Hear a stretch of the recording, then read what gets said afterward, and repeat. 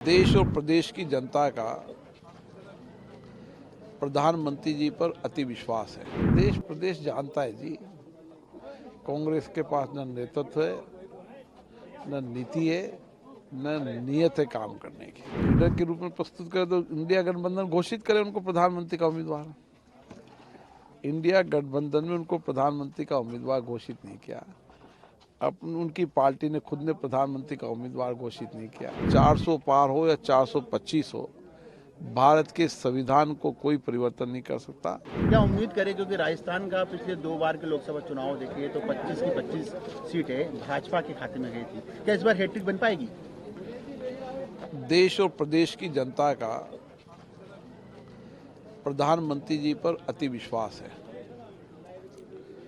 और इस 10 साल के अंदर माननीय प्रधानमंत्री जी ने देश के इंफ्रास्ट्रक्चर में हो, सामाजिक कल्याण के माध्यम से गरीब की जीवन परिवर्तन करना हो और अंतर्राष्ट्रीय स्तर पर भारत की ताकत बढ़ाना हो।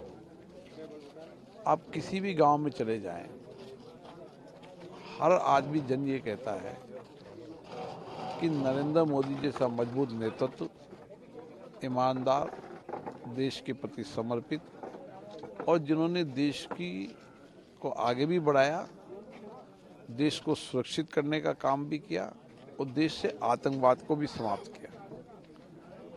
आज हम उनके कार्यकाल को देखें तो इस 10 साल के अंदर भारत की सामर्थ्य, भारत की ताकत दुनिया में बढ़ी है। दुनिया का एजेंडा तय करने की भारत की ताकत बढ़ी है।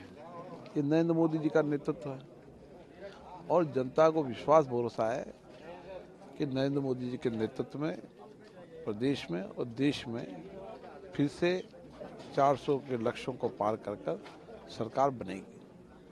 भाई साहब, कांग्रेस के नेता, खासतौर पर पूर्व मुख्यमंत्री अशोक गहलोत की बात की जाए, वो कहते हैं कि इस बार बहुत चौंकाने वाले परिणाम आएंगे और जो 25 का दावा राजस्थान में किया जा रहा है, 25 सीटें जीतने का और 400 पार का जो दावा किया जा रहा है, वो पूरा नहीं होगा।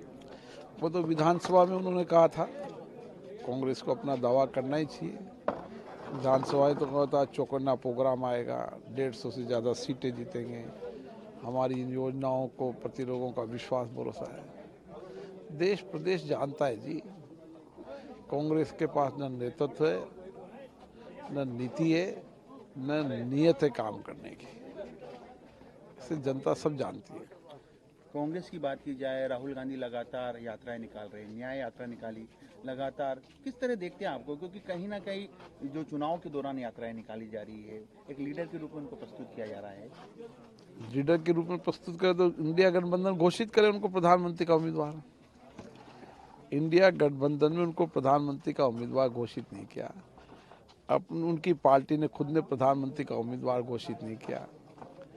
अब कांग्रेस केवल जातियों के आधार पर देश को विभाजन की रणनीति के तहत चुनाव लड़ना चाहती है। गलत तथ्यों को, गलत अफवाहों को पेश करके चुनाव लड़ती है। जैसे ही मोदी जी के 400 पार नारे का नारा देश में चला, जन जन बोलने लगा, तो उस 400 पर वो कहने लगे कि 400 पार पे संविधान परिवर्तन होगा।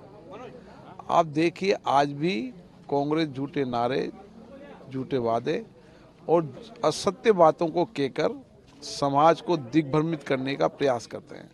मोदी जी ने कहा कि 400 पार हो या 425 हो, भारत के संविधान को कोई परिवर्तन नहीं कर सकता।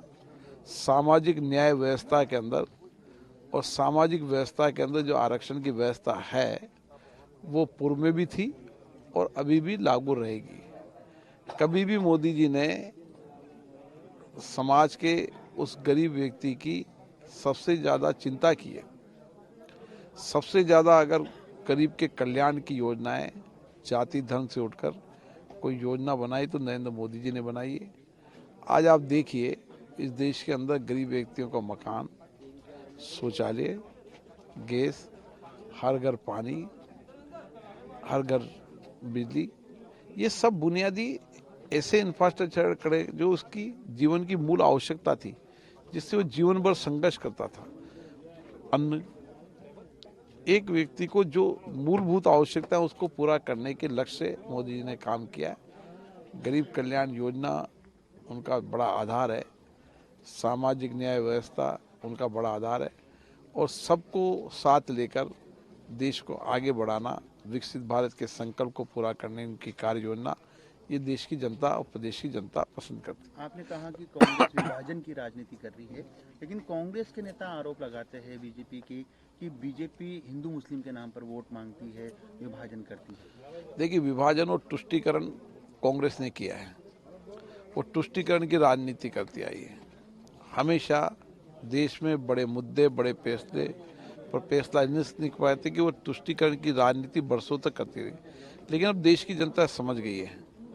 इसलिए देश की जनता ने 2014 में और 2019 में उससे ज़्यादा सीटें दी और 2024 में उससे भी ज़्यादा सीटें देंगे। एक बड़ा सवाल ये भी है कि कांग्रेस के जो गठबंधन बनाया है, जो इंडी गठबंधन है, उसमें कुछ ऐसे दलों के नेता भी है जो सनातन के खिलाफ पिछले दिनों कई विवादित बयान दे चुके थे। आप चूंकि लोकसभा स्पीकर भी है, सदन में भी मामला उठा था। डीएमके की और कांग्रेस का गठबंधन है। डीएमके के नेताओं ने कहा कि हम सनातन संस्कृति को समाप्त कर देंगे, और कांग्रेस का उसका गठबंधन है।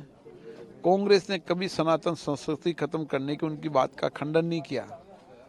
अगर वह ईमानदारी से उनके उस बयानों पर, उनकी उस चर्चा पर अगर वह मानती कि गलत है, तो उनके साथ गठबंधन नहीं करना चाहिए।